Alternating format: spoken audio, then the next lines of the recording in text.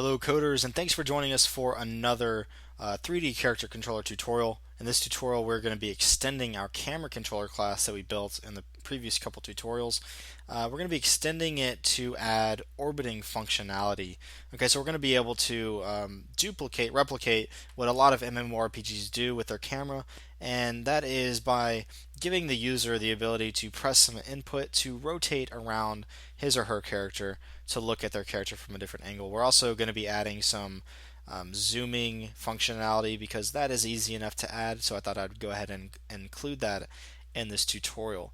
Alright, so let's go ahead and jump into it to see what it is, what it's going to take to pull something like this off. Alright, so if you remember, we have this offset from target and this X tilt and these rotate X vel, rotate Y vel variables. Now, we aren't going to be using a lot of these anymore. In fact, I'm going to go ahead and delete a lot of this and replace it with a few classes full with their own settings and everything like that. All right, so we have this offset from target, and we have that set to 0, 6, -8 right now, which is all fine and good.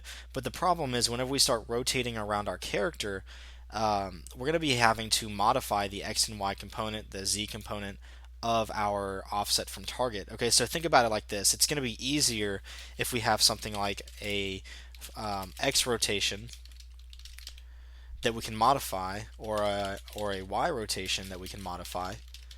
So if we can modify the X rotation of the camera directly around the target, and so if we want to, say we want to rotate the camera around 5 degrees on the X-axis, that's going to be a lot easier than figuring out what the new offset from target is based on a 5-degree rotation. Okay, so what we're going to end up doing is getting rid of this, and we're going to be adding the X rotation, Y rotation, which is going to allow us to get rid of the X tilt. And we're also going to be changing the way we look at our target. Okay, so currently we look at our target like this, where we're depending on the target's Euler angles. But now what we want to do is simply look at the target in a way where the camera is looking simply at the position of the target at all times. So it's not going to be dependent upon how the character's rotated. It's just going to be looking at the origin of our target at all times. So we're going to be modifying how we look at the target, which is going to allow us to get rid of these lines of code right here. Okay, so what I'm about to do is just replace all of this with the new classes and new settings that's going to organize our camera controller. So I'll go ahead and do that right now. Alright, and then I'm going to run through all of this to show you guys what all of it means. Okay, so we added a lot here. Alright, let's go ahead and look at it piece by piece. So we have the position settings, which is where a lot of our old settings went into. Okay, actually all of our old settings went into this class. So let's go ahead and look at, let's see, what is target pause offset? Okay, so if we look back, if you remember, I said that we want to be looking at the target, at the target's origin. If we look at my target's origin is at the bottom. Okay, so if we have the camera looking at the target's origin, for my camera at least, it's going to be looking down on the character like this. Where what we really want is the camera to be looking down on the character like this. Alright, so what we do is we create this target pause offset, which is going to create a new vector 3 for an artificial origin of the character, and we're going to be able to set it anywhere we want on the target.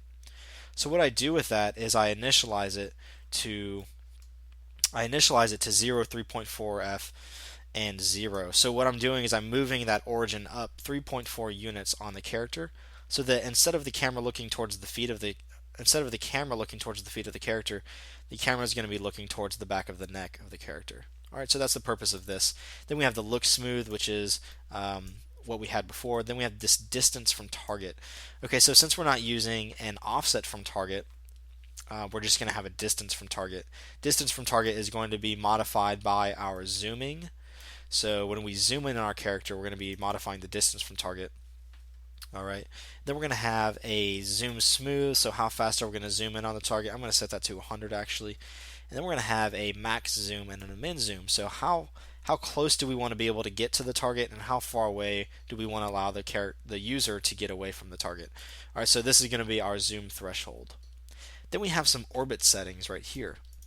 Alright, so our orbit settings, the X and Y rotation values, are going to be what the input that we send to the computer are going to be, that input is going to be modifying the X rotation and the Y rotation, and we're going to be forcing that onto the camera's actual rotation. And then we have a min X rotation and a max X rotation. So the X rotation is going to be rotation on the vertical axis. Okay, so X rotation is like this. And if we're rotating the camera on the X, we want to make sure it doesn't go below the ground. We want to make sure it doesn't go past the character like this. Okay, so we're going to have a min rotation, which should only come down to the ground about like this, and a max rotation, which should only come up on the character to about right here. Alright, so that's the purpose of the min X rotation and the max X rotation. Then we have the V orbit smooth and the H orbit smooth. So the vertical orbit, which is rotation on the X axis, and then horizontal orbit, which is rotation on the Y axis. So we're going to be determining how fast we want that smoothing to take place. And then we have some input settings here. So our orbit horizontal snap. Now, if you look at these string values here, these are going to be input axes that we add ourselves. I'll show you guys how to do that in just a moment. Our orbit horizontal snap is going to be what snaps the Y rotation of our camera back behind the target. Our orbit horizontal is going to be what rotates the input that rotates the camera on the Y axis. Orbit vertical is going to be the input that rotates the camera on the X axis, and our zoom input is going to be what zooms the camera in closer to the character or farther away from the character. Alright, so let's talk about how to set these up really quick. What we do is we go back to Unity, and then we say Edit, Project Settings, Input. And we come over here on the right. Now by default this is going to be, I believe, 18. So you'll replace 18 with 21 as I've done here. And if you look down here, you'll see that you have 3 new cancels. Alright, so by default they're going to be called cancel. And what you do is you change the name. So go ahead and change the name of those to what I have here, and change the settings as I have them here. Now I want to be using the numpad to rotate or orbit my camera around my character. So orbit horizontal is rotation on the y-axis. So that's going to be rotation like this.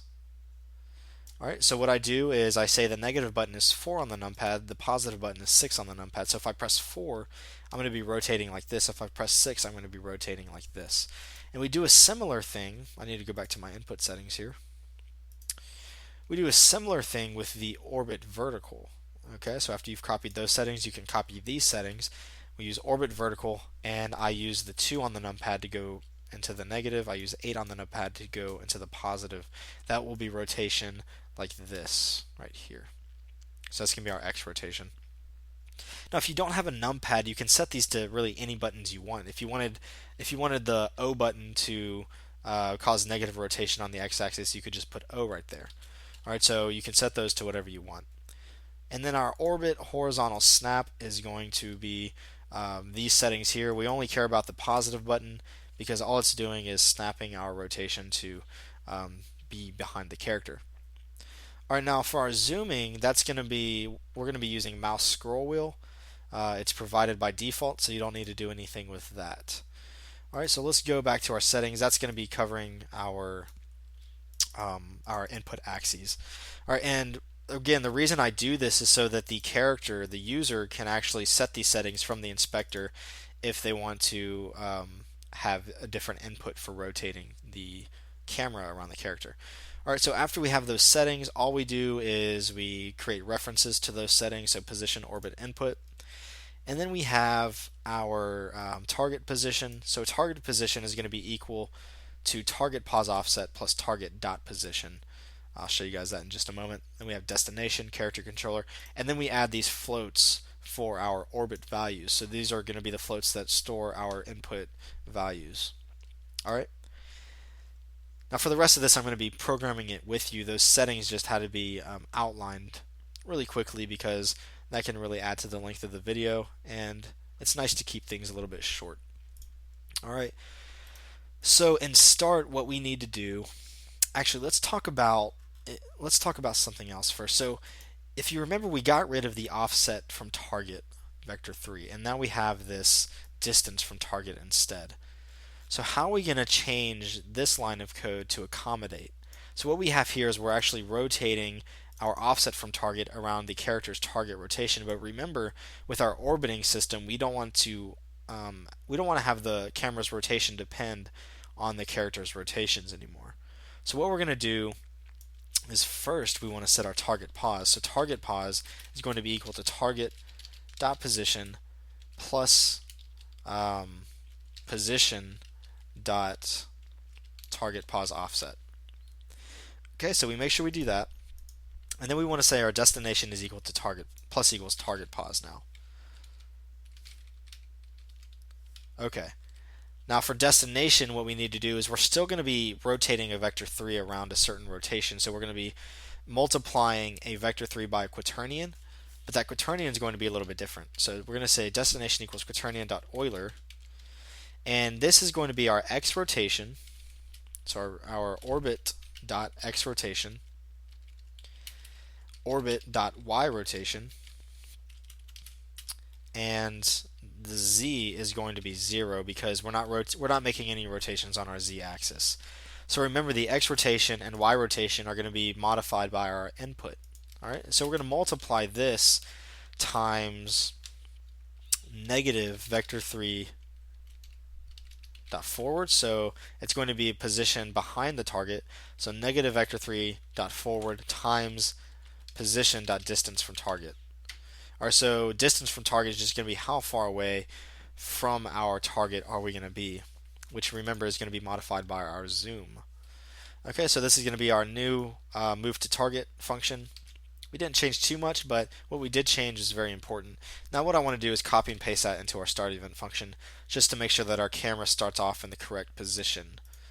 Alright, so once we've done that, if you remember, I want to change the way we're looking at our target. Instead of making our rotations depend on our target Euler angles, we don't want to be dependent on our target. We want to make our rotations for ourselves, and so what we're going to do is actually base our rotations around looking at the target's origin. So what we're going to say is quaternion target rotation is equal to quaternion dot look rotation. Look rotation is going to take a vector 3, just one vector 3, which is going to be the direction our camera is going to look in. So the direction, to derive that direction, we're just going to say target pause minus transform dot position.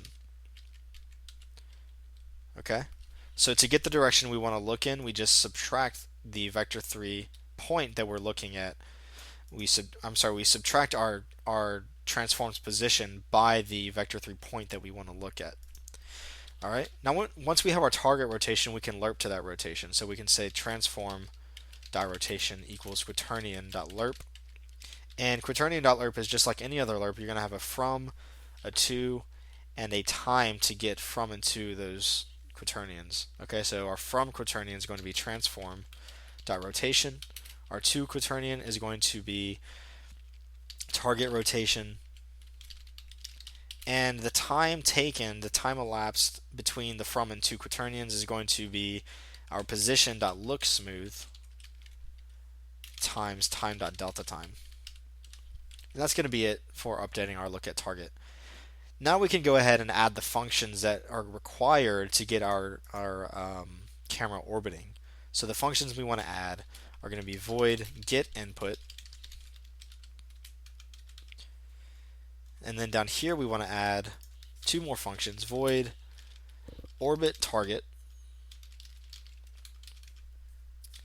and then we want to add void zoom in on target. So we're going to have our functions for orbiting and zooming. Alright, now these functions and the get input function don't require any sort of physics-based calculations, and they don't depend on our character. So we don't need to put it in fixed update or late update. We can just put these in our generic update event function. So we're going to say get input. We're calling get input here. We're calling orbit target here. Orbit target. And we're calling zoom in on target here. Okay, so get input is just going to be, if you remember, we created these floats for our input values up here. So we're going to be assigning those in our get input. So let's say our v orbit input is equal to input dot get axis raw. Alright, and the reason I'm using getAccessRaw is because we don't need any interpolated values for this. We can just use hard values, either -1, 0, or 1. So our v-orbit input, now if you want you can use getAccess, but again, this is just a personal preference. So whether you use getAccess or getAccessRaw, the parameter is going to be the same. We're going to be saying input dot orbit vertical for this one. Now our h-orbit input is going to be equal to input dot getAccess input orbit horizontal. Now I want to do the h-orbit snap input, which is going to be equal to input.getAccess input horizontal snap. Then we have one more for zoom input, so zoom input equals input.getAccess input.zoom, and that'll cover that function. So our get input is done. Now let's talk about how we're going to orbit our target. The first thing we want to do is check to see if our snap input has been pressed. So has h-orbit snap input been pressed? So is it greater than 0?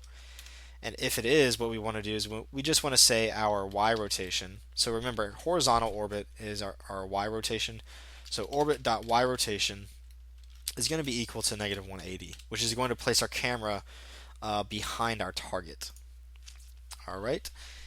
And then what we do is we add to our orbit.y rotation and our orbit.x rotation based on input. So the way we do that is we say orbit.x rotation plus equals, and since these inputs are actually going to be inversed, we're going to say orbit.x rotation is equal to negative v orbit input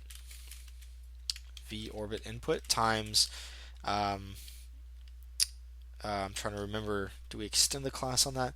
So it's going to be orbit.x rotation plus equals negative v orbit input times orbit.x, or it's actually v orbit smooth, that's what it is, times time.delta time.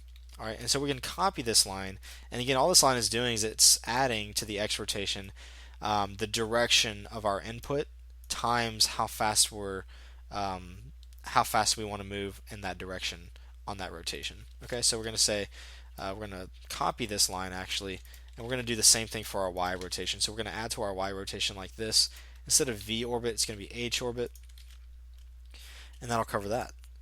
All right, now there's one more thing we have to do. If you remember me explaining earlier, we want to make sure that we have this threshold of our x rotation, so that when we rotate vertically, we aren't moving through the ground, and we aren't moving too far over the player so that our camera goes upside down.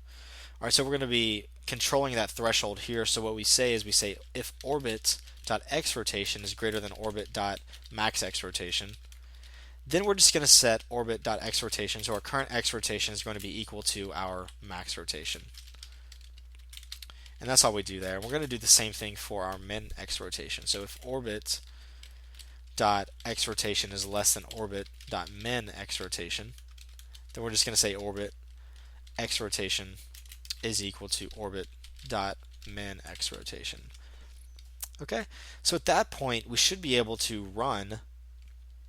Let's see, make sure we did everything right. We should be able to run, and our orbiting system should work. All right, so let's go ahead and run this.